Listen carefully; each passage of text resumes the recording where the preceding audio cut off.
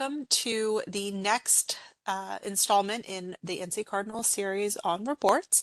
Today we're talking about tables, transforms, and operators.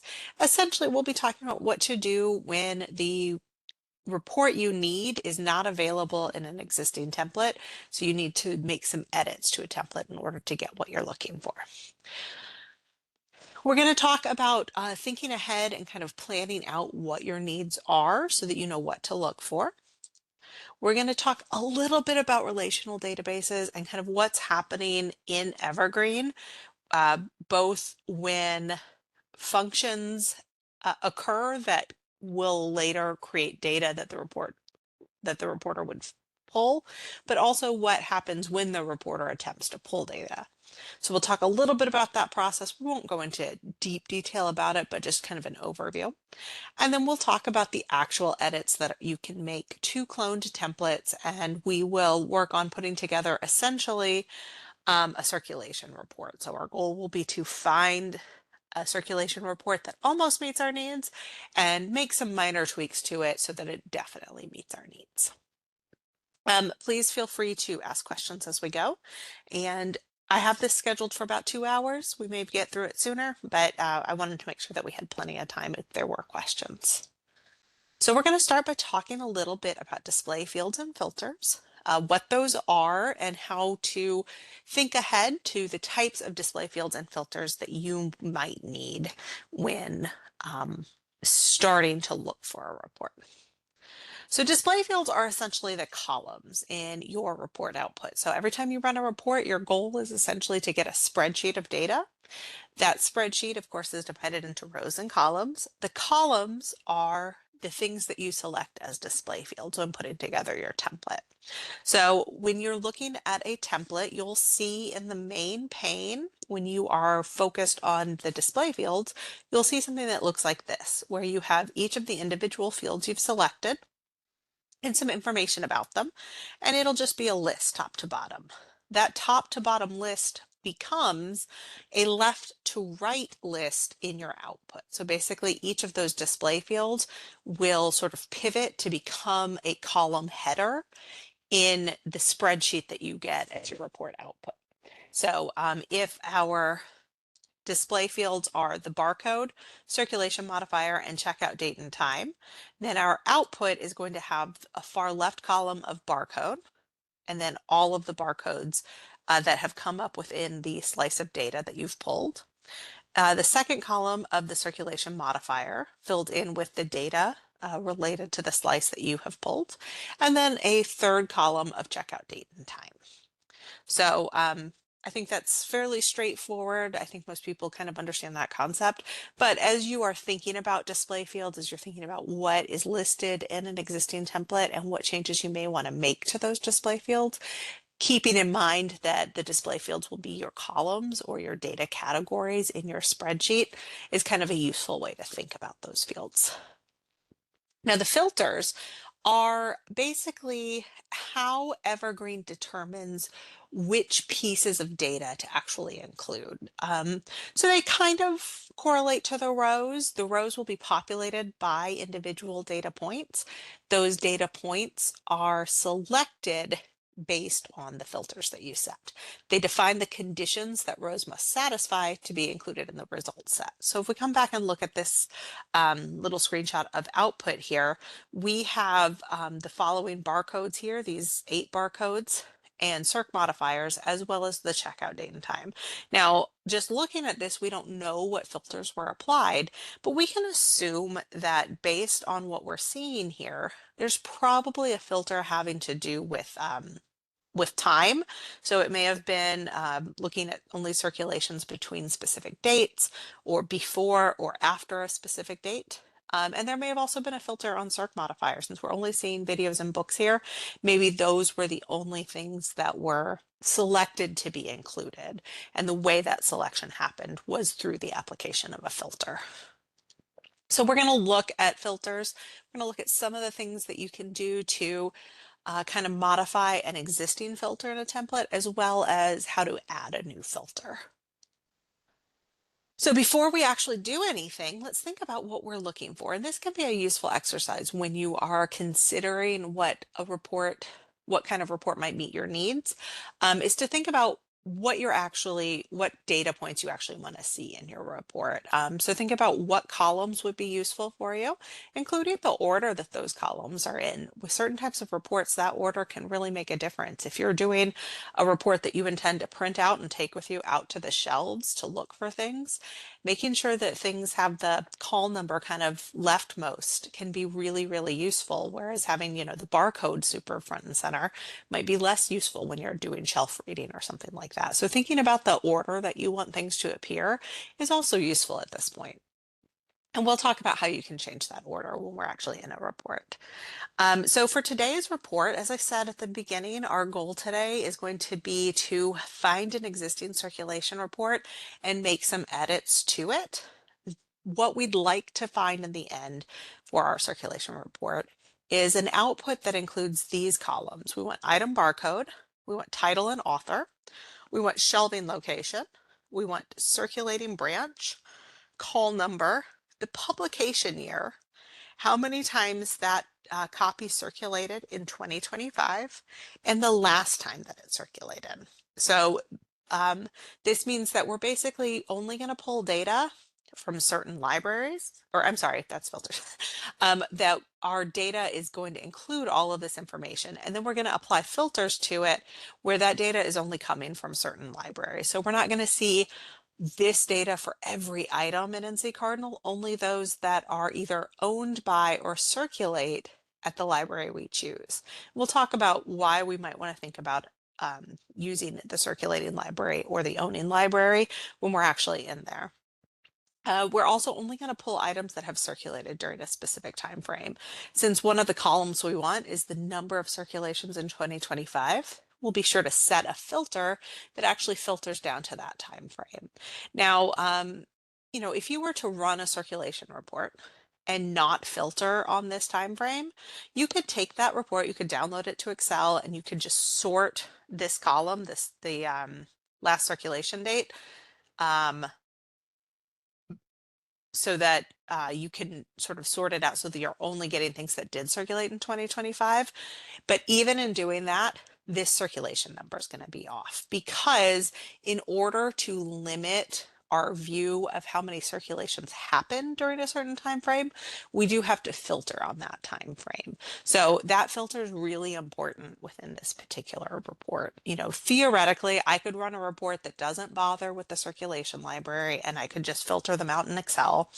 I could run a report that doesn't filter on status, and things like that. But the circulation time frame is going to be sort of that key filter, because I want to know a count of circulations during a time frame. So in order for this column to work, I need this filter to be set. So your columns and filters really do kind of work together to help you create the exact version of the output that you're looking for. And so it's really important to think about both of them at the same time. So our filters are going to be the ones listed here. And one of the things that we're going to do is kind of remove items that are in a status where we wouldn't find them on the shelf, like lost or missing. So that's one of the things I want to do with this report. And I don't want to include deleted items.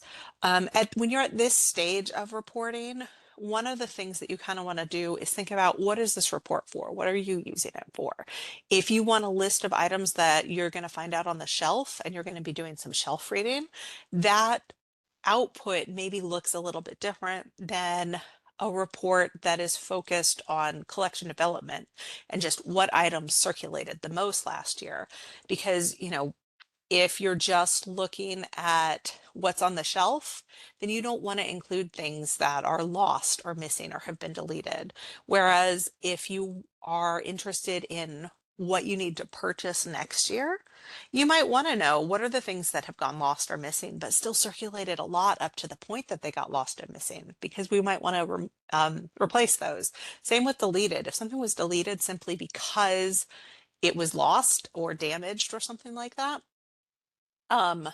but it circulated a lot, prior to that deletion. We want to know that if we're doing a collection development report. So it's really important to think about kind of what your goal with the report is as you're determining what it is that you need in your report, because that's going to change the focus that you have just a little bit. So for our purposes, I think we're really thinking of this kind of as a shelf reading sort of list. We're looking at something where we're going to have the basic information about a bunch of different titles that we might find on our shelves. And we're really going to focus on those that are actually out on that shelf currently, or maybe again in the near future. So, we might want to include things that are currently checked out, but we don't want to include things that are lost or missing. So that's going to be kind of our goal with this particular report. Are there any questions about that sort of concept of columns and display fields or filters or how they function kind of together? Or questions about the general concept of report planning?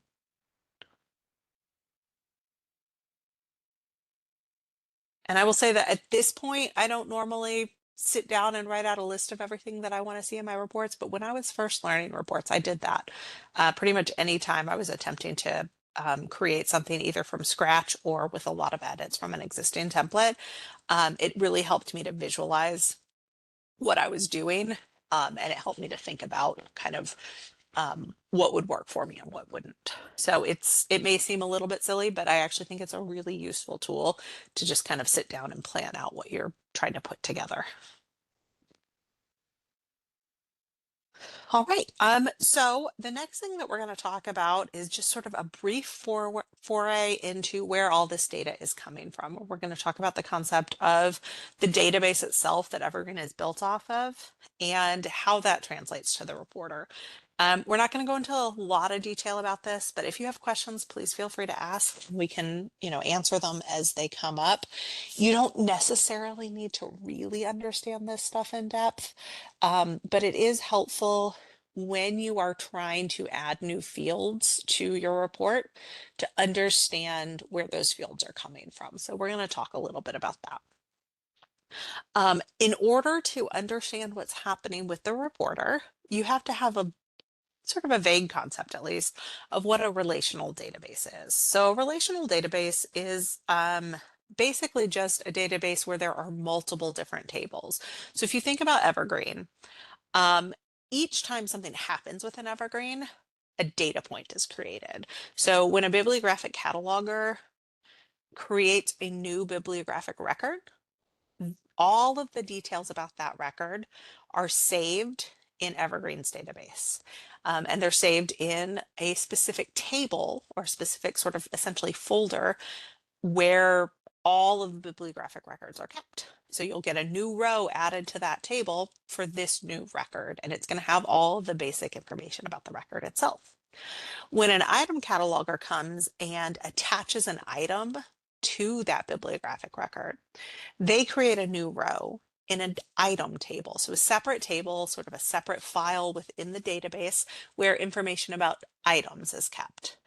And then when that item circulates, a row is going to be added to a circulation table. So a completely separate file, a completely separate table that keeps information about every single circulation that happens. So as you can imagine, these tables get really, really big. There's a lot of data stored in them, which is why we use those filters, because if you were to pull all of this data, it would, first of all, it would overwhelm the system and you probably wouldn't actually get the report output. Second of all, it would overwhelm you to try to look at it. So that's why we apply filters, so that we're not getting all of this data, but instead we're just getting the data that's useful to us. Each of these different tables, so that bibliographic record, that item record, and then that circulation record, all of those, while they're separate tables, they're all linked to each other, because there is a single data point in each of those tables that links to a different table. Sometimes some tables may have multiple data points that link out. But so for example, the item table is going to have an item ID. And then when this item circulates, the circulation table is only going to store information about the circulation transaction, when it occurred, what the due date is, how many renewals are going to be available for it, all of that information.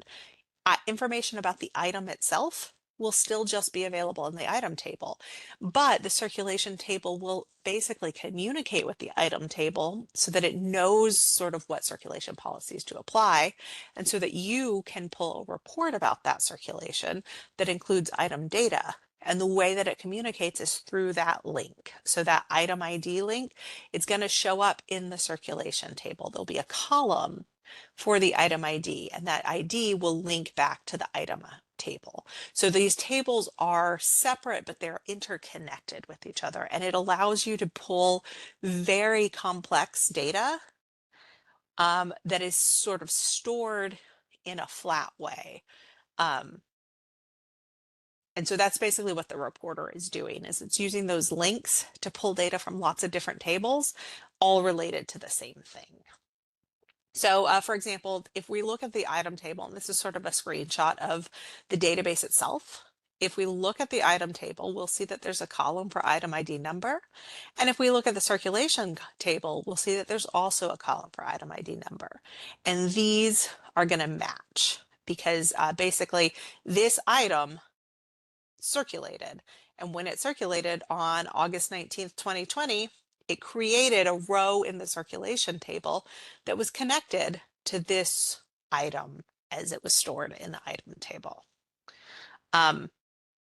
So like I said, you don't have to have a super deep understanding of how this works. It's certainly not anything that you ever have to create or anything like that, but understanding that how the data is stored will come in handy when we go in to talk about where to find the fields or filters that you may want to add to your report. So we're going to do that in a few minutes. So you'll see kind of how this plays out within the reporter when we do that. Because essentially the reporter uses those links to pull your data. When you run a circulation report, you probably don't just want to have the circulation information, you know, all of the dates and information about where the transaction occurred. You probably want to have actual information about the item that circulated or the patron who checked it out. You want to have barcodes or shelving locations or circ modifiers. All of those things are stored in different tables. They're not stored in the circulation table. So you have to have those links in order to pull that data. And the reporter does this. The reporter does this automatically. You don't have to know exactly which tables are linked how. All you have to understand is that they are linked. One aspect of this that's kind of important is the core source, because the core source is the main table that the reporter is going to pull data from. Essentially, a core source as the main table that data is coming from it's best if that core source is where the majority of your data can be found. So if you're doing an item report, chances are your core source is going to be the item table, because most of the details that you want in your report are related to the item. They're stored at the item level. So the less you have to link out, the more efficiently your report's going to run. Now, when you're doing something like we're doing today, you're not creating from scratch, so you're not selecting your core source, but you are going to be searching for a template that's going to work for you. So having in mind a good core source may help you to choose a good template, because in the template descriptions, you'll see which core sources are utilized. So if you're looking, if you see down here in this slide where this red box is, this is a screenshot from a template in a list of templates.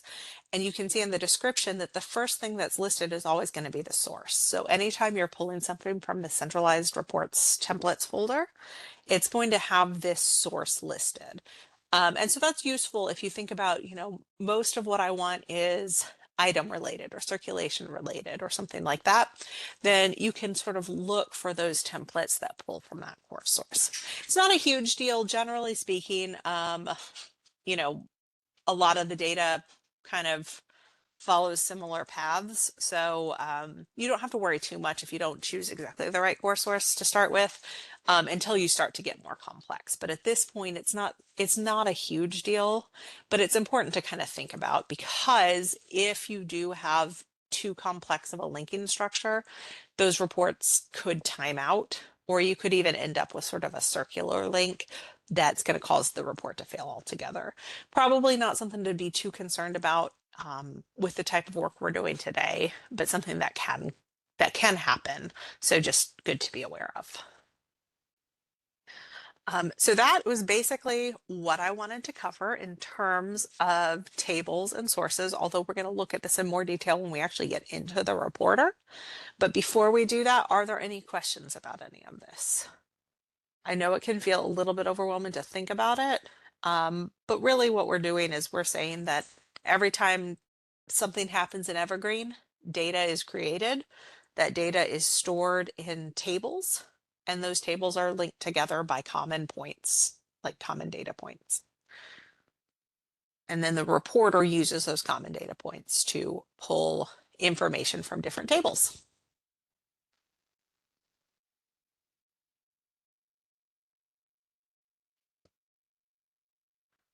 Right, well, let's go ahead and pull up a template to work with. So we're going to talk a little bit about how to work with your data. But before we get to that, let's actually find some data to work with. And actually, I'm going to go back and I'm going to pull up this list of the different fields that we want.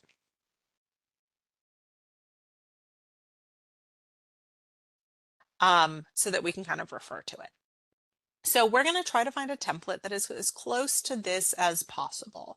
We probably won't find the exact report that we're trying to put together, but we're going to find something that kind of gets in the right neighborhood so that we don't have to do too much work to make it work for us. So the way that I'm going to do that is I'm going to come into the reporter and I'm going to come down here to the shared folders. I'm going to open up templates and I'm going to locate admin.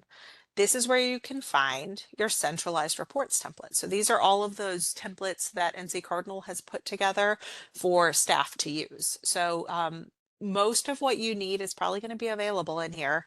And it's just a matter of finding what works for you and maybe making a few small edits, which is what we're doing today. I'm going to expand this centralized report template folder. And since we're going to be doing a circulation report today, I'm just going to go into circulation templates. I'm more focused on a list. I really want more of a shelf list kind of output than something that's pure count. So I'm going to choose lists here. Now I do have 19 reports in here, so I can just kind of scan through them. With so few, that's probably enough. But if you have a larger set of potential templates to choose from, you might want to filter a little bit to help you find the ones that you want. So for example, let's try filtering on this description field. And as we do this, we'll talk about how to read a description. And we're going to do that by clicking on this little upside down pyramid menu. And we're going to look for anything that contains call number. And I'm just going to put in call, honestly, because there's nothing else that's going to come up with the word call in it besides call number. So I'll apply that filter, and that took us from 19 down to 7. So I chose call number because it's in my list and it's a little bit more of an unusual one. It's also a little bit trickier of a display field to add. So I definitely would like the template that I choose to have this display field already in it so that I don't have to worry about that. Most of them are going to have branches and barcodes and things like that. So those aren't going to be super helpful filters. I think if I put barcode in here, there were 19 templates in this folder. If I filtered for those that included barcode, I think I'd end up with 19 templates because I think just about all of them have barcode. But call number is just a little bit more unusual, so it helps me to filter down better. So that's another reason that you might want to make that list ahead of time, because if you really know what you're looking for, you can find the template that'll work for you just a little bit faster. So I can just kind of read through these to look for one that I think is going to be as close as possible. And I think what I'm going to choose, based on what we're looking for here,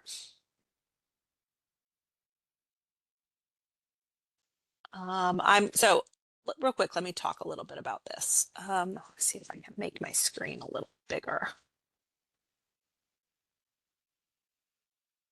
All right, so what I'm doing is I'm reading the description field.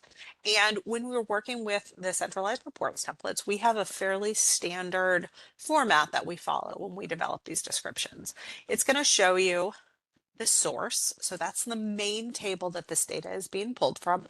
You can link out to other tables from this table, of course, but the majority of your data is likely to come from whatever this core source is. The display fields, these are going to be, of course, the columns that you'd want to see in your output. So, barcode, call number, title, author, TCN, circ modifier, shelving location, and count. This is pretty close to what I'm looking for, so this might be a good choice.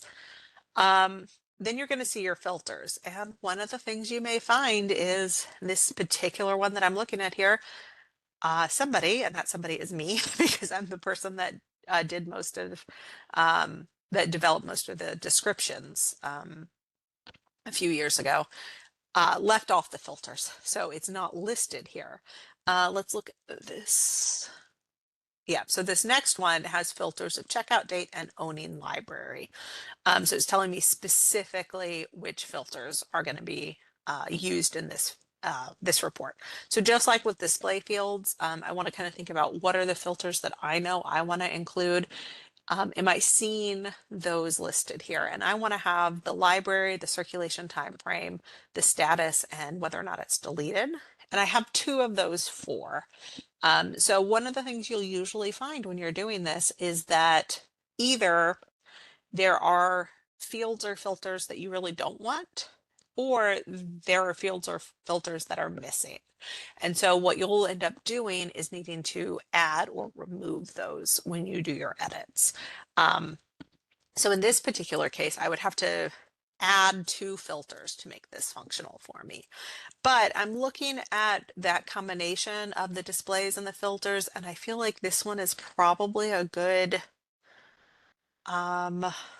choice for me. So I think that I'm going to probably choose this one. Although if I look through some of the others,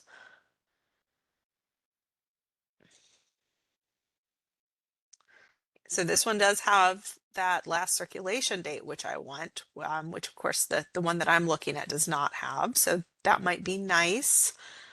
But it's really, if I'm thinking about it, it's really focused more on items that haven't circulated. So I'd have to probably make some changes to filters to make this functional. This next one is patron focused. I really don't want that. This one's about pre-cats. I don't want that. This last one, very few display fields, so definitely would have to add a lot to make this functional. So I think that this is probably the one I want to go with. This one has barcode, title, call number, shelving location, library, last circulation date. Oh, I'm sorry, not this one. Number 3. Barcode, call number, title, and author. TCN, which is not one of the fields I wanted. Circ mod, which is not one of the fields I wanted. Shelving location. I did want that one, so that's good. And count of circulation. So I'm going to have to add a few things, and I may take a couple things away, but it covers a lot of bases. And I have two of my main filters. And this checkout date, as we discussed, this is the crux. This is the one that I need the most, and it's already here, so I think this is a good choice for me. So that's sort of like the process that I use when I'm looking for existing templates, is I sort of think ahead of time about what it is that I want, and then I look through what's out there to find something that is as close as possible, both in terms of what it has and also kind of what it's trying to do. This is really looking at that checkout date range, which is really important to me because the count of circulations I want is very time specific. So this is a really good choice for me versus some of the other ones that are here. So I am going to go ahead and select this one and clone it. So I'll right click and I'll choose clone. And this is going to bring me in to where I can actually make edits. Now, if you were at the last reports webinar, at this point, all we did was save it, and then we focused all our efforts on running it. Today, we're going to be doing our work in here. So we're actually going to be making edits to the template itself. By cloning it, I am now working within my own copy of it, the one that I own. When I'm done and I save, it's going to show up in my folders, and no changes will have been made to the one in that centralized reports folder. So this is just my copy that I'm making edits to. So you don't have to worry that you're going to make changes that other people don't want. This is just your copy. I'm going to go ahead and figure out where I'd like to save it. So I'm going to save it to my training folder. And this training folder is shared. So after the webinar, you can actually go into my shared folder. So my account is admin_TRN. And you can find this training folder. So you can actually find the template that we work on in this webinar. So you can take a look at it when you're trying to make your own changes after the fact. So it is fully shared across the consortium. So I'll go ahead and select that folder, but I'm not going to save yet, because if I save, this closes out and I would basically have to reclone and start over to make any edits. So I'm not going to click save until I've made all of my edits, because saving will close this. And I don't want to close it until I'm done. So the first thing I'm going to do is I'm going to come down here and look at my display fields. So item barcode, I want that one, and I want my title and author. So I've got my barcode and title and author. I also want call number. Now in my list, I had this pretty far down, but considering that I really want this as something that I can take out to the shelves with me and kind of read, call number is probably something I actually want further to the left than I had originally planned. So I'm going to keep call number in here. And in fact, I'm going to move it up. So it's going to be my furthest left column, the first column I see when I print things out. We'll also work with the sort order in a minute. Right now, all we're changing is the display order. We'll talk about what that means when we get into this layout section. But so I've got my call number, barcode, title, and author. I also want my shelving location and the library where where the circulations were taking place. Let's see. Shelving locations down here. Let's go ahead and pull this up. And I'm actually going to put this in front of the call number. So it's going to be my leftmost column, because remember I said top to bottom is going to translate to left to right in your output. If I put shelving location at the top of my field display order, that means it's going to show up on the leftmost column in my output. So now I'm going to have everything by shelving location, and then within that shelving location, it'll be with by call number. Let's see. Circulating branch, we want that as well, and that is one that is missing. So this was not one of the display fields that came with this template.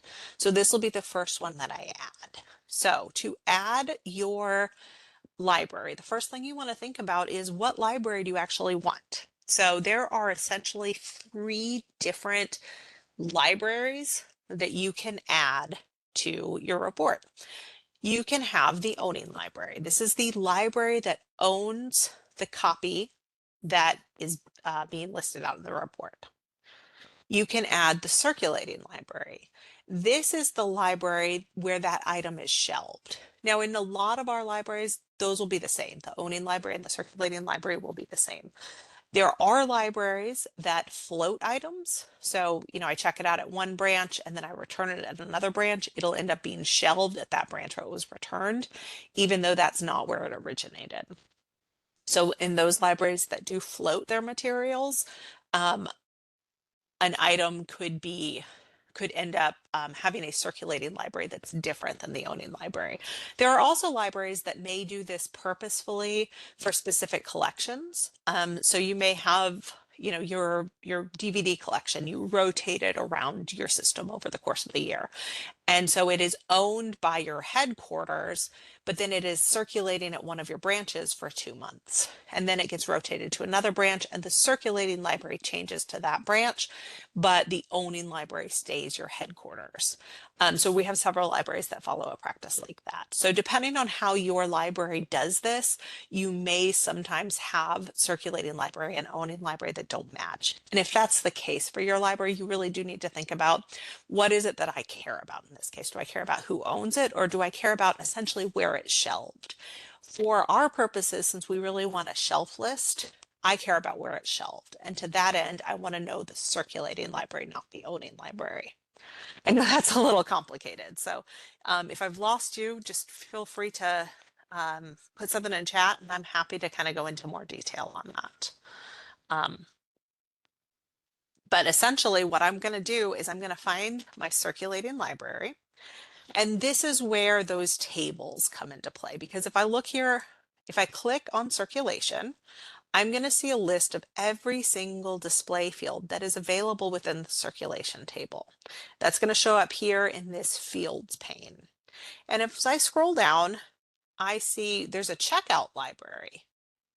That's only going to refer to the library where the item was checked out. So if something was shared through resource sharing, then I'm going to get that on my list if I choose this checkout library. That's not what I want for a shelf reading list. I want things that are going to actually be shelved at my library. So this is not the circulating library I want. This is the checkout library. If I keep scrolling down, these are alphabetized, so I can quickly look under circulating. There's nothing here for circulating library. So the circulation table does not include data about the circulating library. So what I need to do is think about where that data is stored. And if I'm familiar with item attributes, then I know, then I probably have some idea of where this might be. And I'm going to show you real quick what I'm talking about. So if I go into the holdings editor for an item, I see here in this column that I have a circulating library and an owning library listed. So just like I said, these may not always match. In this particular case, the item is owned by the Lewisburg branch, but it is shelved at this Franklinton branch, meaning it's going to circulate from the Franklinton branch. So knowing that this is where this information is held, tells me that it's probably going to be in the item table, because these item attributes are basically what you find in the item table. Everything that is here are the data points that you'll see in that table. So if I'm looking for one of these data points, I need to get to the item table. So from my circulation table up here at the top on the left here, I'm basically going to sort of scan down to all of the tables that the circulation table links to. So everything that's listed down here under circulation, all of these subtables, these are other tables in the database. And each of these tables is somehow or another linked to the circulation table by one of those unique identifiers that we talked about. So I'm looking for the item table. Let's see if I can find that. I've got circulating item. That's what I want. That's going to be my item table. So if I click on it, I can look over here. Clicking on it will pull up every field that is available in this table, every potential display field I could include. And I do see circulating library. But if I just include this, do you know what I get? I get a 3-digit code that Evergreen uses to identify a library. And that's not what I want, because I probably don't have that code memorized. I want to see the library's name. So this is something that's not necessarily obvious or clear. So I'm just going to tell you that what you need to do when you're trying to add a library is you always have to link out to yet another table, no matter where you've started from. When you're trying to add the name of a library, you're almost certainly going to have to link out to another table. So we've already linked out to circulating item.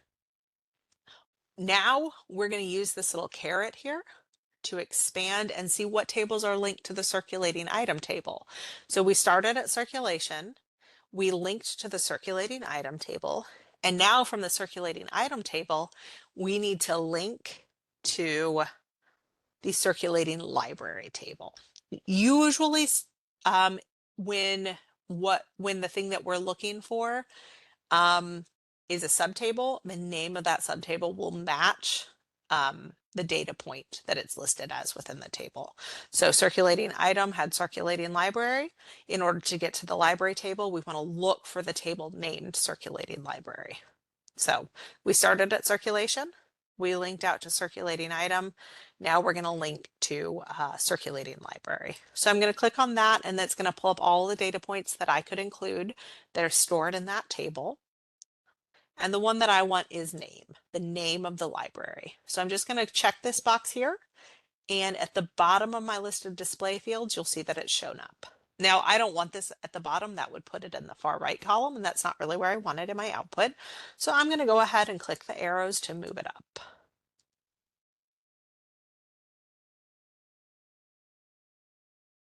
I'm going to put it at the top. So this will be my leftmost column.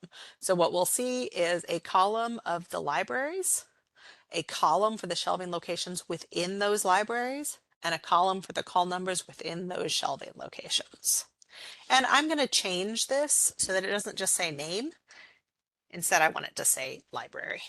This way, when I'm looking at my output, I can really read that and know what it means. That is one of the more complicated things we're going to talk about today. So are there any questions?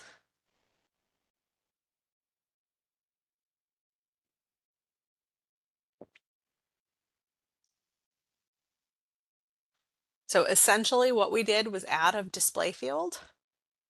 And in order to do that, we had to link down to a subtable. So we started at circulation. We link down to circulating item because we know that the circulating library is an item attribute, so it's probably going to be here in the item table. And then in order to get the readable format of the library, we linked out to the circulating library table where we could get the actual name of it. And one of the keys that we really would look for this, when we look at the circulating item table and we look at circulating library within that table, we see that it says org unit. Anytime you see that, the result is going to be a 3-digit code that represents that org unit, not the name of the org unit. So if you ever see this in parentheses, you know that you need to kind of keep going.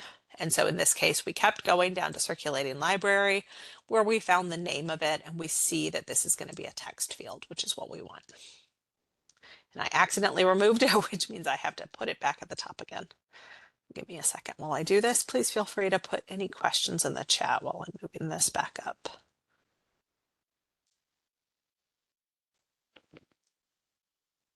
All right, it looks like there are no questions so far, but if they do come up, let me know. At this point, we have got, oh, I do have one.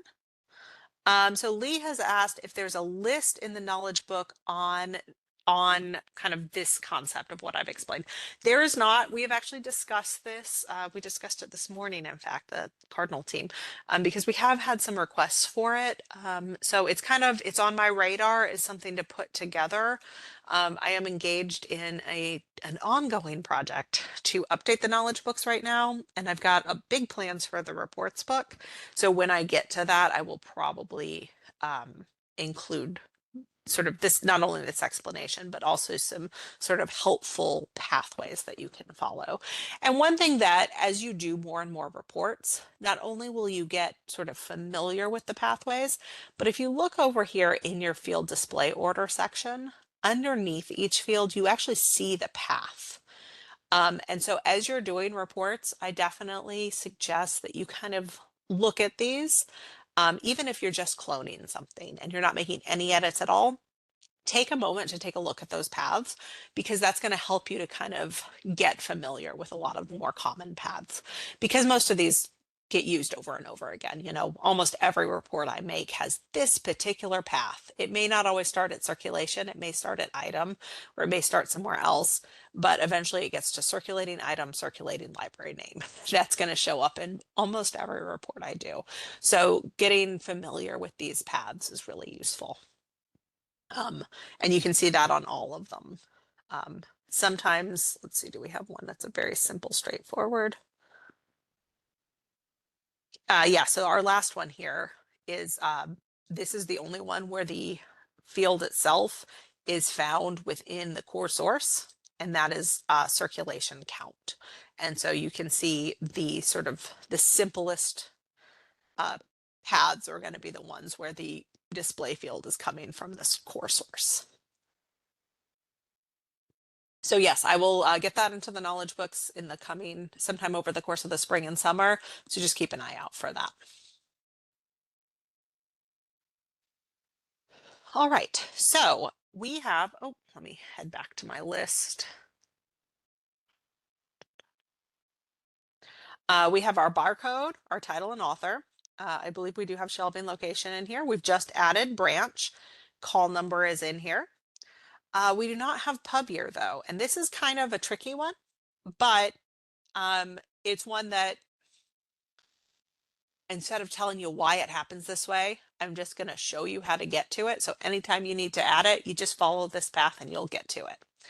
The pub year is part of the bibliographic record, but it is extracted from the bibliographic record. So we have a little bit of a long path to get there. So what we're going to do is, starting from our circulation table, we're going to come down here to circulating item, because in order to get to the record, we're going to go through the item to get to the bib record. And we're going to go from item actually to call number, because those of you who are catalogers are familiar with that sort of three-tiered structure within Evergreen, where you have your item record and your bib record, and those are linked together by a volume record, and that's where your call number lives. So from circulating item, we go to call number, and we'll expand with our caret, and then we're going to get to bib record.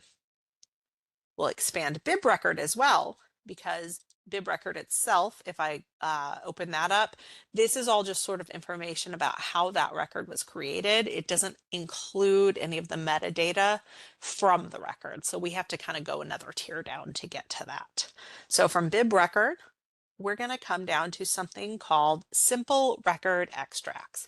And if you are taking notes, this is one to write down, because this is where you're going to find your author, your title, your publication year, publisher, ISBN, those kind of identifying features from a record. This is where you're going to find those. So anytime you're doing a report and you want to include any of that information, this is how you're going to have to get there, pretty much across the board.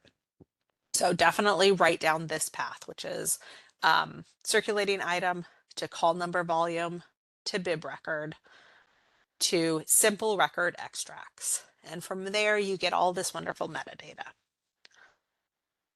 And for us, we already have our title and author. So the only thing we want to pull from here is our publication year. So I'm going to select this, and it's going to show up here at the bottom, publication year. And you'll see that path that we just followed: circulation to circulating item to call number volume to bib record to simple bib record extracts, which is where we found publication year. So it's a bit of a journey to get there. But if you know that that's where you find this stuff, then it's easy to find once you know the steps for it. I just pulled off that normalized parenthetical. I don't need that in my column header, so I just deleted it. And I do not want my publication year at the far right. I really want my count to be in the far right column, so I'm just going to move this up to sort of the middle. Let's put it by title and author. All right, so we have barcode, title and author, shelving location, circulating branch, call number, publication year. We have our count of circulations. We just need to add our last circulation date, and then we've done everything we need to do for columns. So we're going to come back up here to our circulation table, because circulation date is one of those data points that is going to be saved in the circulation table. It is part of the circulation transaction, so that's where that's going to live. And under the circulation table, in this all field section, we are going to look for checkout date and time. Pretty straightforward. I'm going to select that. In a minute, we're going to talk about a couple of changes that we're going to make to this date and time. For now, I'm just going to move this up, so I still have count as my rightmost column, but the checkout date and time is right before that. We're going to come back to that in a minute so that we can talk about how we want it formatted. For now, there's one more thing I want to do, and that's to remove this. So when we cloned this template, We knew we'd have to add some display fields, but there were also a couple of display fields that we didn't really want that aren't on our list. There's the TCN and the circ mod. Now I could keep circ mod in here. I could see that being sort of useful. The truth is, if I'm doing some shelf reading and I'm printing this out by shelving location, pretty much everything within a shelving location is going to be the same type of item, depending, I guess, on how my library shelves things. So I don't really care that much what the circ mod is. There might be a situation where I'd want to keep this in here, but it's already a really long report. So I think I'm going to get rid of it. So to get rid of a display field you don't want anymore, all you have to do is click on this little minus sign to the left of the field. So I'm going to click this and deselect TCN, and then I'll do the same thing for circ mod. And so those will no longer appear in my output. So now this list matches this list. So I'm going to get the columns that I want. They are also in the order I want from left to right. The only thing is they're not necessarily going to sort by that order. So before we move on to anything else, we're going to talk about layout. The layout is taken care of in this tab up here where it says report layout. And I have two different panes when I'm in the layout screen. I've got my display order and my sort order. Display order matches what I have here. So when I'm in my display fields panel, whatever order I see here, top to bottom, is the same as what I'm going to see here. If I make a change here, so if I move shelving location up to the top and I go back to my display fields, that change will translate. So shelving location is now at the top here. I don't actually want it there, so I'm going to switch it back. What we really care about when we come into this report layout tab is the right pane, the field sort order, because this is how we determine the order that the data comes out. Now, this may not matter to you that much if you are kind of in the habit of taking things into Excel and filtering and sorting and doing all kinds of stuff in there. Keep doing that. That's totally fine. There are some situations where you really do need to do some pre-sorting. One of those situations does actually involve count reports. So that is, even if everything else you want to do within Excel, you definitely want to make sure that your count is at the end of your sort order list. So right now it's sort of in the middle, and that's going to actually throw off the count a little bit.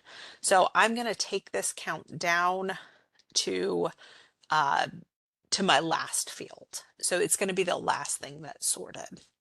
And what that means is that things will be sorted and to a certain extent kind of grouped based on all of these other fields before the count is applied. So that's going to ensure that my count is accurate. This particular report, I'm not sure it would have ended up inaccurate. I'm not sure there, I think things are distinct enough that that wouldn't have been an issue, but it can be an issue sometimes. So it's just good habit to put your count at the bottom of your sort or order list. Otherwise, most of this I could take care of in Excel, but I don't really want to so for the purposes of this today, I'm going to put my call number up above barcode because I do want things to come up in call number order. And I'm going to put shelving location above that because if I have 2 or 3 shelving locations in my report, I want to be able to sort of go to adult fiction and then within adult fiction to look at things in call number order. I don't want, adult fiction and then call numbers, AAA to ABC. And then sort of see on the next line a completely different shelving location. I want all my shelving locations grouped together, if that makes sense. So shelving location will be my first sort. And if I'm doing multiple branch reports at once, then I also probably want my branch to be before shelving location, so I'm not getting my branches mixed up. So basically what you want to think about is your groups. How do you want things to be grouped in your output? And you'll order based on that. So your largest sort of umbrella will be your leftmost sort or your topmost sort. And then within that umbrella, what are the smaller categories that you want to kind of break out? That'll be next. And then what order do you want things to appear within those smaller categories? So for me, my main category will be the library. So I want all of one branch together in my output. And then once I've finished every single item that's going to come up in this report for that branch, then I'll do the same thing for the next branch. Within each branch, I want to then sort by shelving location. So I'm going to have all of my adult fiction together, and then I'm going to have all of my adult nonfiction together. So each of these shelving locations will be kind of a distinct group within that larger group of the branch. Then within those shelving location groups, everything will be in order by call number. And so that's going to help me when I'm doing my shelf reading, because that's the order that I'll see the books when I go out to the shelf. The rest of these don't matter as much to me. I don't need it to be alphabetical by title, because I'd rather it be alphabetical by call number. Once it's grouped by call number, I guess, I might want some further sorting, but really the call number is that last point that matters to me. Any questions about that sorting?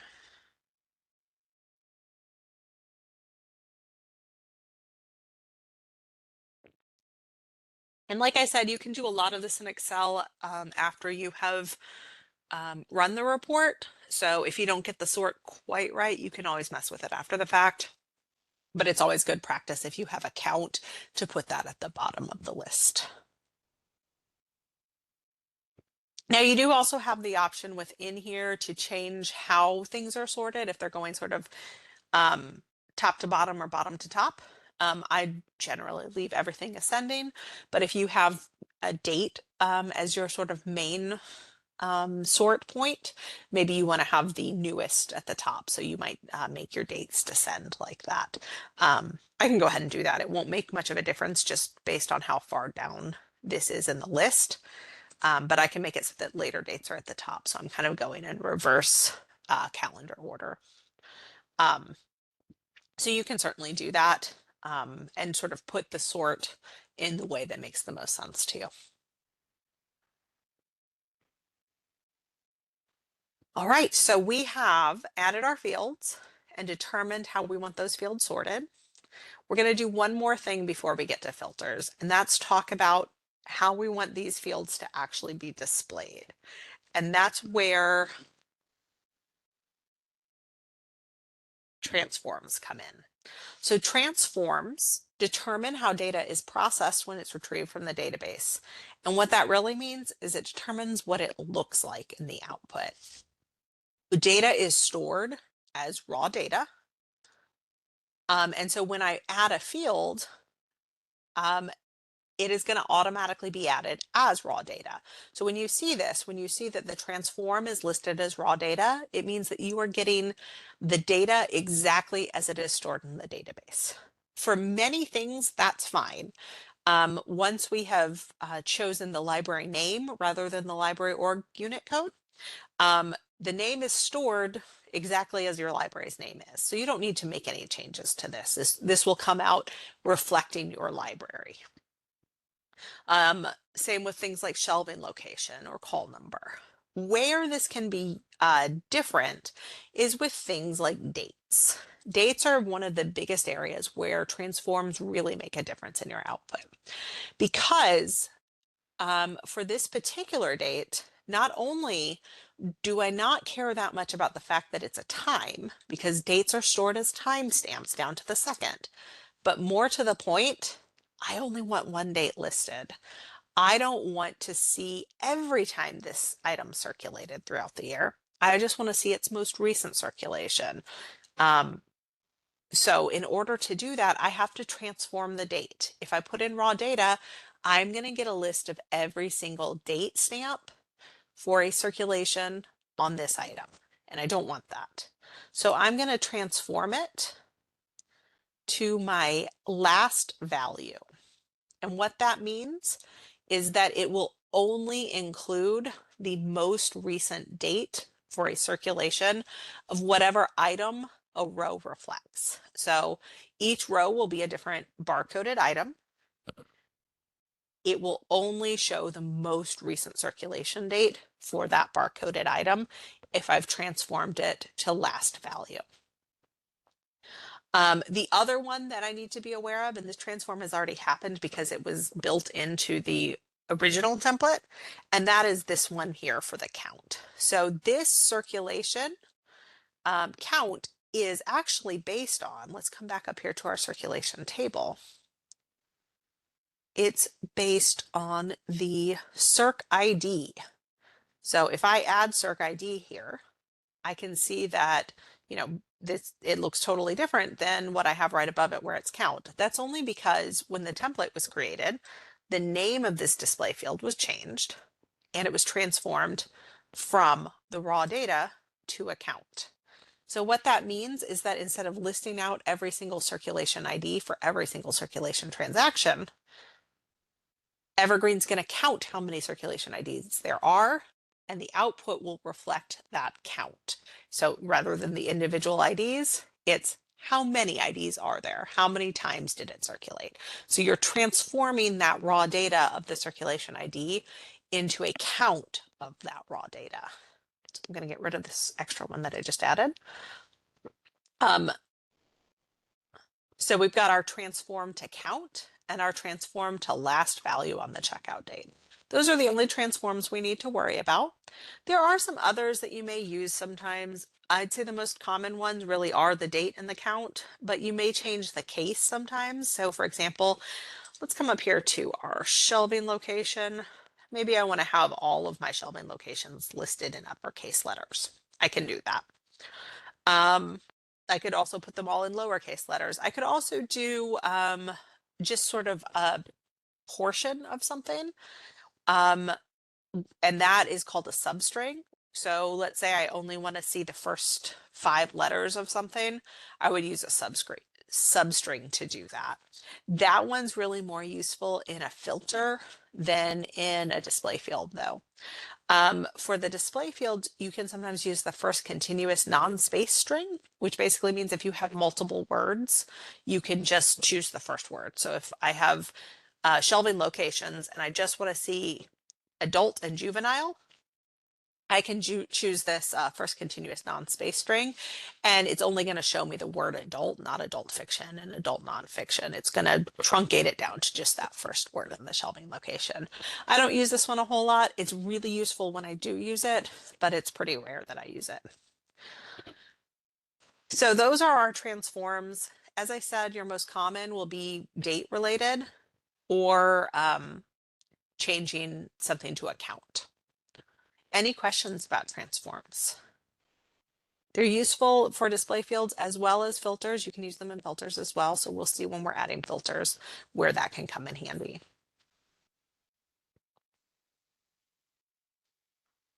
All right, before we get into filters, we are an hour in. So let's go ahead and just take a 5-minute break. Reports can be a lot. So sometimes it's useful to just give your brain a rest. So we're going to take a 5-minute break and then we'll come back to talk about filters. So I'm going to set a Google timer for 5 minutes and I will see everybody back here at 3:08.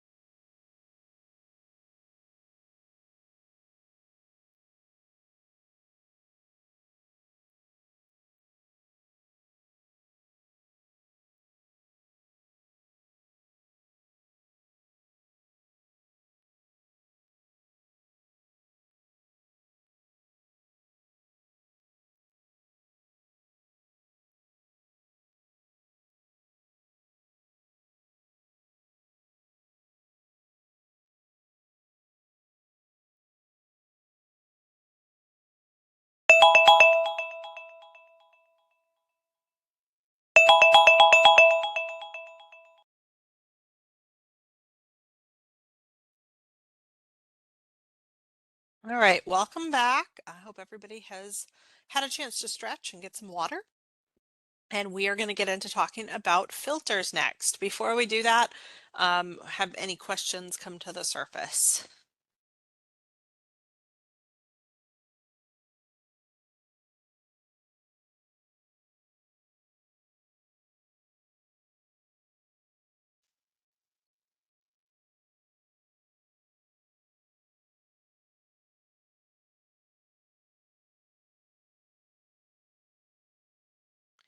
All right. As I said before, feel free to just pop them in chat anytime you have one, and we can always circle back to it. But for now, we're just going to go ahead and move on, and we're going to talk about filters. So we have been adding our display fields. We're going to click into the filters tab next, and this is where we're going to add additional filters so that we're ensuring that the data we get in our output is what we actually want to be looking at. So if we remember from before, the filters that we wanted to include are the library, the circulation time frame, the current status, and whether or not the item is deleted. Now, the template that we found has two of those two filters. It has the circulation date and it has the owning library. So we're going to have to add two additional filters, and we also want to think about whether or not we want to change this owning library to a circulating library. Because we do have in our display fields, we've used circulating library rather than owning library. And as I said, if your library if you're a single branch system, or if you don't move things between branches, so everything lives where it's owned, it doesn't really matter that much. But if you are a library that has items that circulate somewhere other than your owning branch, then you might want to think about changing the owning branch filter to match um, the circulating library display field. So before we get into that, first we're going to worry about adding the filters that we know we need. So specifically, we're going to add status and whether or not the item is deleted. Now in this list that I have here, I do have current status, and that's because it's really important to understand that Evergreen does not allow you to run a report on previous statuses. So if an item is in a status of available at the time that the report is run, that is the status that will show up for it. You cannot say, I want a list of all of the items that had a status of checked out on December 30th, and then be able to sort of retroactively check statuses. Evergreen doesn't store that data. It stores what is the status right now. And that's it. So I have had requests in the past for reports that do kind of look for that past status. And unfortunately, that's just not an option. So we're going to be looking only at the current status. And let's go ahead and add that filter. So again, we have to sort of think about where is this data point going to live? So when we think about what happens when we circulate a book, we check it out, and all of the data that goes into the circulation table is going to be based on that transaction. What we really want to know is not a data point related to circulation. We want to know a data point that we would find in our item attributes. So if we look at our holding editor, item status is one of our attributes. That tells us that item status is going to be a data point in our item table. So we're going to do what we've done before, where we come down from our circulation table to our circulating item table, and we look in here for item status. And all we have to do, make sure we're on filters, not display fields. All we have to do is click the box for item status, and that's going to add that filter. So that one's fairly straightforward. We know it's an item attribute, so we know we're going to find it in our circulating item table. And then it's just a matter of finding the correct one in this list, and the list is alphabetical. So it was fairly straightforward to get. Now the next one we want to add is whether or not the item is deleted. So that's going to be the same thing. Deletion is, it's not in the item attributes, it's not visible here, but that is where the the deleted flag lives within the database is it lives at the item level. So if the item is deleted or not is a piece of information we'll find within the within the item table. So once again, in the circulating item table, we're going to look for deleted. And this is just something that's perhaps a minor annoyance to me. Maybe it doesn't bother you, but rather than being under D for deleted, it's under I for is deleted. So we're going to select that and we're just going to add this here as our filter. So now we have all 4 of the filters that we want. Now, as I said, we may want to consider changing this own in library filter to a circulating library filter. That's a fairly straightforward process since we have done that in terms of adding our display field, because it's exactly the same. So when we added our library display field, we went from circulation down to circulating item. And then under circulating item, we were able to get to the circulating library. We'll do the same thing for the filters, but we actually get to do one step less because we can use on our filters those 3-digit codes. Those will actually translate to the library's actual name when it's displayed to you as a filter. I'm not entirely sure why it works that way for the filters and not the display fields, but we don't need to worry about getting to that name field. So we can just go from circulation to circulating item and then choose circulating library from the circulating item table rather than having to go down one additional step to circulating library. So just a little bit easier. So I'll go ahead and add that. Oh, not to my display fields, to my filters. Circulating library. So circulating library is now my field down here, and I can get rid of my own in library filter. So now I have all 4 of the filters that I want. But we're not done with filters. Just like with display fields, you can change how the data is displayed by changing the transform. With filters, you can not only change how the data is displayed, but also how it operates. So an operator is specific to filters, and it basically determines how data is compared to determine whether or not it should be included. So the default one is equals. So when you have an operator of equals, you're basically saying if the item status equals available, for example, included in the list. You also have some more complicated ones, and the real ones to think about are the greater than or equal to, as well as less than or equal to, in list, and between. Some of these others are useful as well, but those are your most common ones. So if we look at our filters here, we see we already have an operator of between added here to our checkout date and time. This is what allows us to do a date range, because we're basically saying if the checkout date is between the 2 dates that we'll set when we run this report, then include it in the data. If it's not between the dates that we set, don't include it. So those of you who are familiar with reports or who were at my last webinar will remember that we are adding our filters at this point, but we're not defining the values yet. We'll define the values in a separate step. That's when we'll choose the dates that we want our data to be between, is when we do that definition step. At this point, we're just determining that between is how we want to check. Okay, thank you for being here, Lee. I appreciate your questions. Please feel free to reach out if you do have follow-up questions after leaving.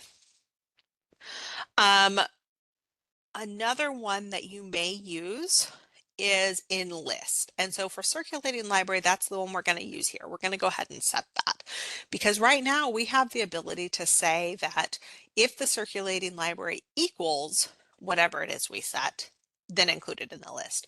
But if we'd like to include more than one, then we need to change this to allow us to choose multiple potential branches. And so we'll do that by switching to in list. This way we can choose however many branches we want to be included in our filters. So we have our checkout date and time will be between two dates that we'll set when we run the report. Our item status, let's actually change this to a slightly odder one. So we did enlist for the library. For this one, we're going to do not enlist because basically what I want to do is remove anything that is in a status or lost or missing. Now I could do enlist for this and I could choose every single status other than lost or missing, but that's like 30 statuses. So instead, I'm going to choose not enlist. And so when I go and define this filter, I'm going to choose specifically lost or missing, and then it's going to include everything that's not lost or missing. So we have chosen now our operators for everything. Is deleted, we will keep as just this basic equals because is deleted is just a true or false field. So there's no point doing anything other than equals. But we will do one more thing with this filter. We're going to hard code it because in every single version of this report that I run, I want to make sure that deleted equals false. So rather than setting that up every time I run this report, I'm just going to set it at the template level. To do that, I'll check this box here that says supply filter value, and then I'll choose false. So now every time I run a report off of this template, I don't have to set this filter. It's just automatically going to remove any items that have been flagged as deleted when it gives me my output. And so that's the process of filters. We have added two, we've changed some operators, and we've hard coded one value. Any questions about filters?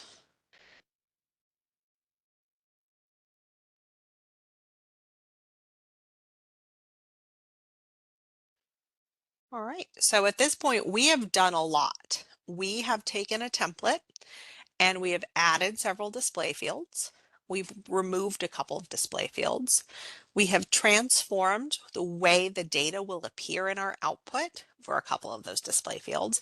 We've changed the order that they appear, and we've changed the order that they're sorted by. So we've made a lot of changes to this template. Our filters, we've added two filters. We've switched an owning library filter to a circulating library filter, and we've added operators to our filters. So at this point, there's nothing left to do except save this, and then we can run it. I'm going to come up here to the title, and I'm just going to get rid of that clone. I don't like that. And then I'm going to put in just a note that this is my training one. This way, if anybody does want to come into the training folder to find it, they'll be able to find. I'll put it in with the date as well. So if you did want to take a closer look at this template, you can find it in my training folder and you can tell it's the correct one because it's got this designator here. I'll go ahead and save this. And now I can come into my templates folder up here under training and I can find it here. This is the one I've just done. We can see that because it's got this little parenthetical telling us that it was part of today's training. And then all I have to do is double click and now I can set my filter values. So I'm going to do that and I don't know whether or not this report will run within the time we have, but we'll just take a quick look at how we set our filter values. If you want more information about what you can do at this stage, you can go back and watch the recording of the last webinar. We focused a lot of that webinar on the filters and then the layout and scheduling. I won't talk about it as much today. Instead, I'm just going to say, since I want 2025 for my circulation data, I'm just going to say 2025 01 so January 1st, 2025 through 2025 12/31, so December 31st, 2025. You can use the little calendar widget and that will automatically set this format for you. But if you're typing things in manually, as I just did, just make sure that you're doing this format where you have the year, the month, the day. Then our item status, remember we've chosen not in list so that we can just put lost and missing here, and that's going to remove anything that's been marked lost or missing from our shelf list. I'll put on lost and paid as well because that's probably also not going to be findable on the shelf. Is deleted, of course, we hard coded, so we don't need to do anything here. And then for circulating library, we're just going to choose the branches that we're interested in. I'm just going to choose a few from Buncombe. And then I'm going to click next. I've set all my filters. So I'm going to save my report and my output. I'm going to make sure that I've got my email address in here. And I'm going to go ahead and run it now. This is not something I'm going to set up to recur. So I'll click Save and Schedule. And as I said, if you do want some more information about setting up that output, you can get that from the recording of the last webinar. And then I'll just come into my output folder and we see that it's running right now. It has started running. Not sure how long it's going to take. But while we wait for it, if there are any questions, I can address those. Feel free to just put them in the chat and we can talk about any questions that you might have.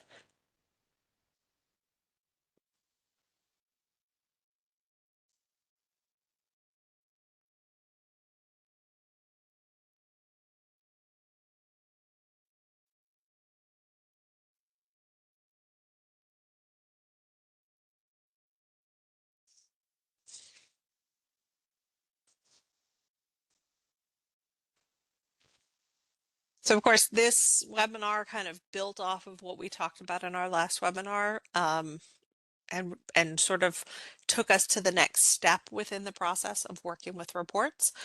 It's a steep learning curve in reports, so that next step may feel like a very big leap from what we did in our last webinar.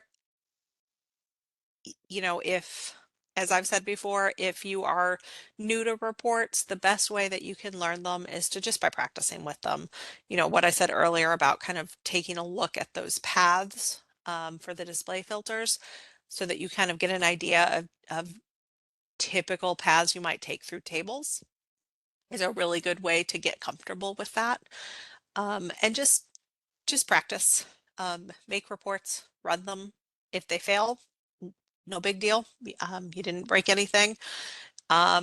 If they come back with data, but it's not the data you expected, then feel free to reach out and we can try to troubleshoot it and figure out what went wrong. I'm always happy to do that. And that has finished running. So let's take a look. All right, so we have a list of items by library, shelving location, and then in order by call number within that shelving location. Then we have information about the items themselves, including the barcode, title, and author, the publication year, the last checkout date, and how many times it circulated in the last year. So you can see some of these just had one circulation, others had more. Every last checkout date will be within 2025 because if it didn't circulate in 2025, it wouldn't show up in this report at all because of that date range filter that we put in. I can scroll down. Everything's Black Mountain, adult audiobook for a long time. Oh, and now we've got it stopped loading because it's quite a large report. Yep. Let's see if I can get it now.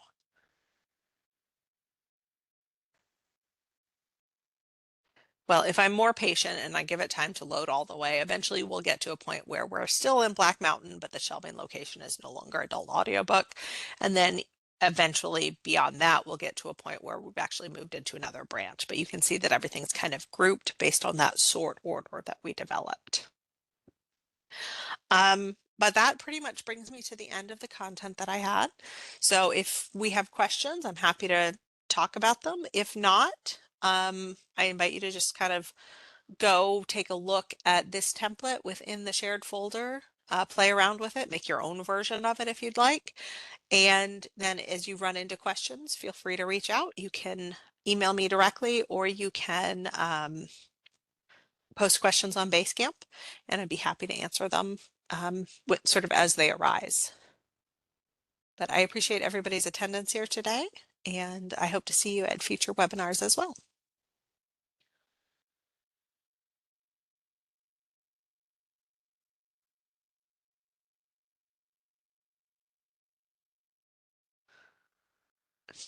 Well, Kate, I'm really glad that you were able to attend, and I'm glad that these have been helpful.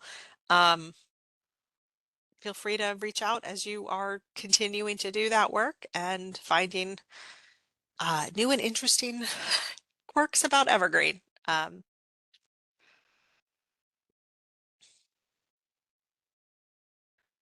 all right. Well, I appreciate everybody being here today, and I'm going to go ahead and close this out, but I'll get the recording up tomorrow or early next week, and feel free to share it with colleagues.